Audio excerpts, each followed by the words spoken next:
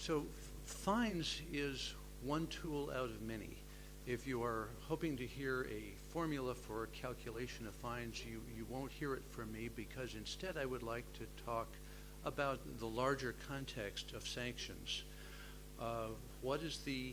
When we look at a violation of the competition law, we need to figure out what is the best way to prevent it from happening again, to recompense it, and ultimately to restore competition to where it should be. And the remedy should fit that purpose. It should be, fines are important if there is some knowing violation and it's necessary to deter the firm or others from doing it again. But there may also be a role for corrective remedies, which should also be part of the toolbox. Now, in the United States, deterrent sanctions are important when we have what we call per se illegal conduct. Price fixing, cartels, market division agreements, bid rigging. And for that you can go to jail as well as to pay a fine. And there may also be penalties provided when a firm declines to comply with our orders or to provide information, just in the same way that Vice Chairman Nizhnik discussed that the fixed fines might apply. In looking at whether deterrence is appropriate, we would ask questions like, was the conduct willful? Did the person know the conduct was illegal? Or should they have been able to figure it out? If you have two competitors that are getting together and fixing prices, they either know or should know that that's wrong, and there needs to be something that will happen that will persuade them not to do that. On the other hand, or in addition, we need to ask ourselves, will the sanction reduce the potential for anti-competitive behavior in the future? Both specific deterrence, as is needed to persuade the particular economic actor not to do it again, or what we call general deterrence, which is to help educate the rest of the market through example. But there is another side to this, which is the possibility that excessive fines could deter competition. Now, let's take a look at abuse of dominance, for example. There's a very close, very fine line between vigorous competition, which is what we want to see, companies that try to put their competitors out of business by offering a better product at a lower price, and trying to put your competitor out of business through dirty tricks. One is legal, one is not. If penalties are so high, they could deter firms from competing aggressively, exactly the opposite from the result we want to achieve.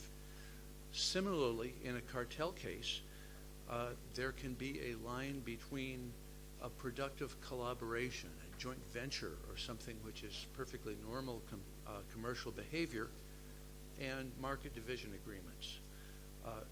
So if the penalties are high in that situation, there could be a risk of deterring productive collaborative activity, which will make the economy work better. We also need to think about redress and compensation. For us, the money damages are most important in that area. We provide a private right of action, so any firm who is injured by an anti-competitive conduct may go to court and to get their damages refunded. And in our system, you actually get 3 times your damages plus your attorney's fees. Now, that's controversial. I don't think anybody else has the triple damages, but it does have a deterrent effect. And significantly, it is also part of what motivates firms from hiring compliance officers and establishing compliance programs. So it has a benefit that way. Another aspect of monetary remedy is disgorgement. Now, sometimes if conduct has been so profitable that it has resulted in very high profits, even though it was unlawful, the feeling is it is not appropriate to let them keep those unlawfully obtained profits. And in cases where the violation is extremely clear, we have the power to require the firm to give up those profits. We use that very rarely. We've done it maybe 2 or 3 times ever, but it is a useful thing to have in the toolbox. Now, when we talk about how much the fine should be, I think of this in a rather simplistic way. It is how much is it going to take to deter the conduct? So let's take advantage a normal bus.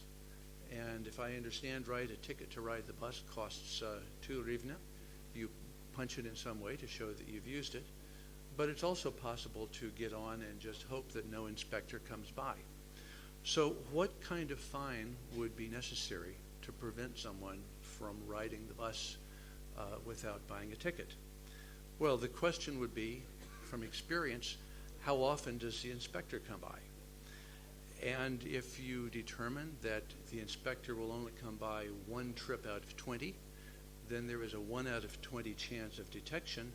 So the appropriate fine might be 20 times the cost of the ticket. And that would make the calculus for the rider say, I may as well buy the ticket or buy a pass or whatever it would take. Now, this all sounds very good in this example. The difficulty, of course, is that attaching these kind of figures to real conduct in business examples is very, very hard to do, and the data may not be available. So it's a fairly rough kind of calculation. I'll give you another example of deterrence. This is something which we use. This is a real case we had in the unfair competition area. Typical deceptive advertising case. The food's advertisement said the food had less fat, but in fact it had more cholesterol, sodium, and calories, and wasn't very good for you. If we penalize this with a very high sanction, what might be the effect? The effect might be to persuade firms that maybe we shouldn't try to advertise health claims at all. And if they can't advertise health claims, there's no incentive for them to develop more healthy types of food.